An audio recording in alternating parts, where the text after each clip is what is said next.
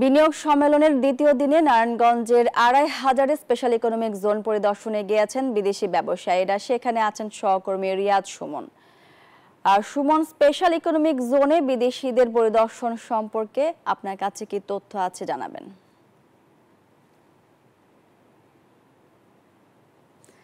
আর সুমন, আপনি নিশ্চয়ই আমাকে শুনতে পাচ্ছেন। সুমন, স্পেশাল ইকোনমিক জোনে বিদেশিদের পরিদর্শন সম্পর্কে আমাদেরকে জানাবেন।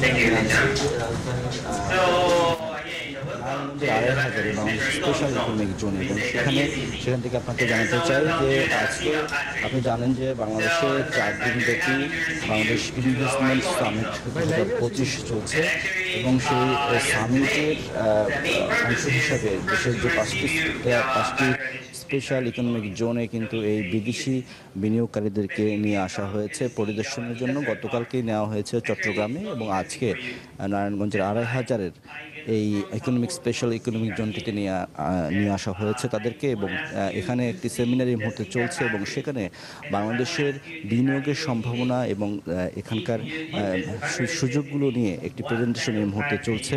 আপনারা দেখতে পাচ্ছেন যে এখানে বিদেশের বিভিন্ন বিনিয়োগকারী, উদ্যোক্তা এবং দেশেরও অনেক বিনিয়োগকারী প্রতিষ্ঠানের প্রতিনিধিরা এখানে অংশ নিয়েছেন এবং তাদের সামনে আসলে এই আমাদের দেশের যে বিনিয়োগের যে সম্ভাবনা সেগুলো কিন্তু তুলে ধরার চেষ্টা করছেন এখানকার উদ্যোক্তারা।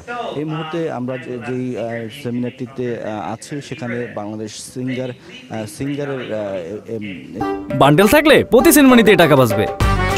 বিকাশ সেনমানি বান্ডেল কিনে জিতুন প্রতি লেনদেনে। এই কার্যক্রমটি দেখানো হচ্ছে এবং সেখানে বাংলাদেশের এই সম্ভাবনা এবং এখানে থেকে কিভাবে বিনিয়োগ করে লাভবান হওয়া যায় সেই বিষয়গুলো বলা হচ্ছে।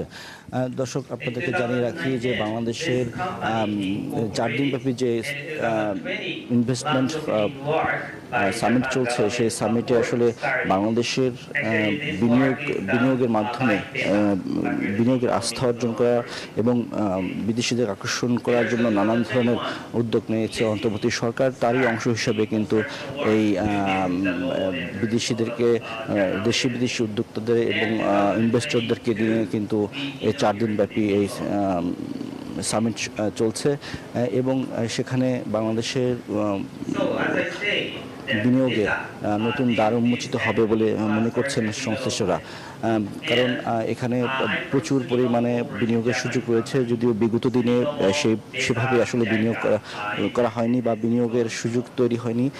সেই সুযোগটি দেখানোর জন্য কিন্তু এই ইনভেস্টমেন্ট সামিট হচ্ছে বাংলাদেশে এবং সেখানে এই ইনভেস্টের মাধ্যমে যদি বলা হয়ে থাকে যে যদি বিদেশিরা দেশের বিনিয়োগ করে সেখানে একদিকে যেমন আস্থা থাকবে এবং সম্ভাবনা রয়েছে এবং ঝুঁকিহীন বিনিয়োগের মাধ্যমে বাংলাদেশের তারা ব্যবসা করতে পারবে, এরকম নানান ধরনের সুযোগ কিন্তু এই বিনিয়োগের সামিটে উত্থাপন করছে বা সেই সুযোগগুলো তাদের সামনে উপস্থাপন করা হচ্ছে এবং তারই ধারাবাহিকতা আমরা দেখতে পাচ্ছি যে কাল থেকে শুরু হওয়া এই সামিটের মাধ্যমে আসলে বিদেশিদেরকে বাংলাদেশের বিনিয়োগের আকর্ষণ করানোর জন্য নানান ধরনের পদক্ষেপ নেওয়া হয়েছে এবং সেখানে আমরা দেখতে পাচ্ছি যে জাপান এবং বাংলাদেশের মধ্যে ব্যবসায়িক সম্পর্ক উন্নয়নে যে কনসেপ্টটি রয়েছে সেটি এই মুহূর্তে দেখানো হচ্ছে।